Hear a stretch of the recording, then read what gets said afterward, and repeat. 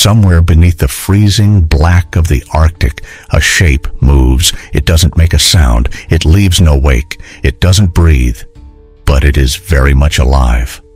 Pause. A soft rumble of distant sonar pings. It carries no flag. It answers no call. And if you ever see it, it's already too late. Because what lurks down there isn't just a machine. It's a message, a warning, a promise of annihilation. Beat. Faint heartbeat sound begins. These are not submarines as you know them. They're not stealth hunters, not deep-sea explorers. These are underwater doomsday engines, engineered to outlast nuclear fire and to strike after the world above is gone. They can wait for months, watching, listening, calculating. What kind of mind builds a weapon that can wipe out entire coastline with radioactive water? What kind of doctrine trains for second strikes from the depths of a dead ocean? What would happen if 6 of them launched at once, and no one knew until the world's cities began to vanish? Could we stop it? Could we even see it coming? The hum of pressure increases, water dripping, creaking metal. These are questions no one wants to ask, because the answers are already waiting in the darkness. Tonight, we dive into Russia's most terrifying machines, the oceanic monsters engineered to survive the apocalypse, and maybe to start one.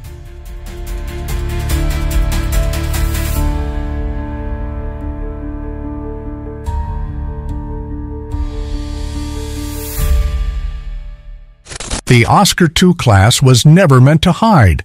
It was built to intimidate and to kill aircraft carriers. These 155-meter-long submarines are armed with 24 P-700 Granite missiles, each one a supersonic, sea-skimming monster capable of delivering a nuclear warhead.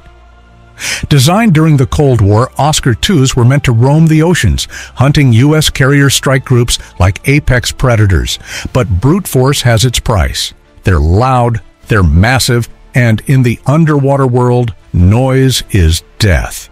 Yet, even with their flaws, Oscar IIs, like the ill-fated Kursk, struck terror into naval planners. Because they weren't just submarines, they were mobile missile platforms, armed to decapitate fleets in a single strike. Their mission? Get close. Fire first. Sink the enemy before the first plane can launch. And in a full-scale war, that might be all the time you get.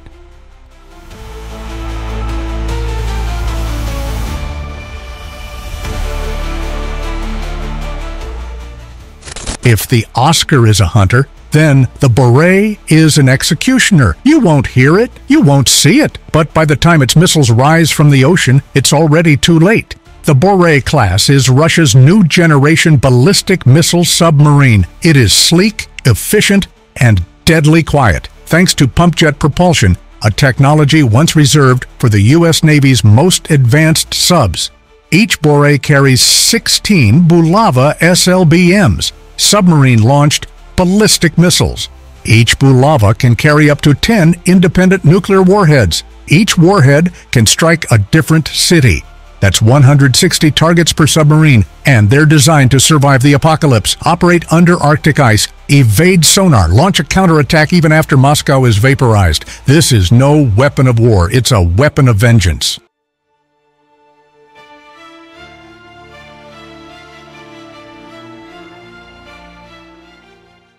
Bigger than any submarine ever built. The Typhoon is not a warship, it's a floating fortress.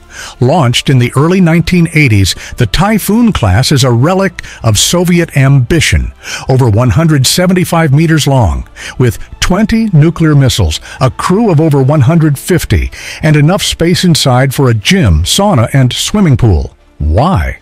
Because these monsters were built to stay submerged for months, hidden under the polar ice cap, waiting for the order that would end civilization. Even in the face of nuclear war, the Typhoon was designed to endure, to strike back from the edge of extinction. Though most have been retired, the name alone still haunts Western admirals, because for decades, this was the endgame platform.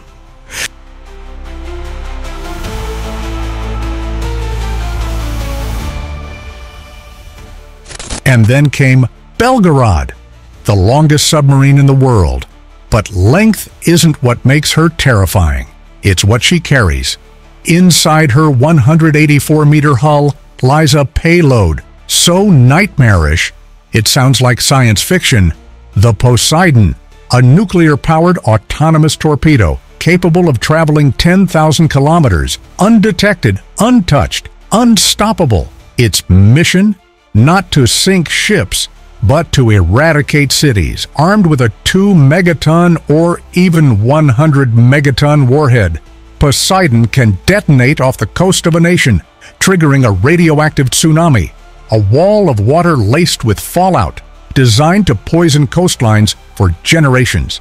There is no intercept, no warning, no defense.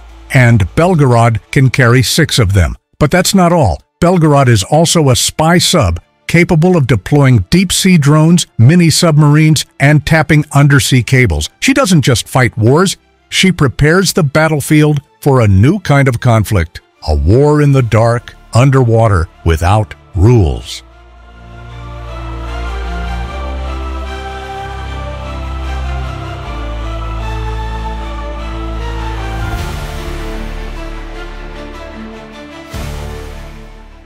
Four submarines, 4 monsters, 4 different visions of underwater warfare. The Oscar, the Hunter, the Beret, the Executioner, the Typhoon, the Fortress, the Belgorod, the Nightmare. Each one a different face of apocalypse.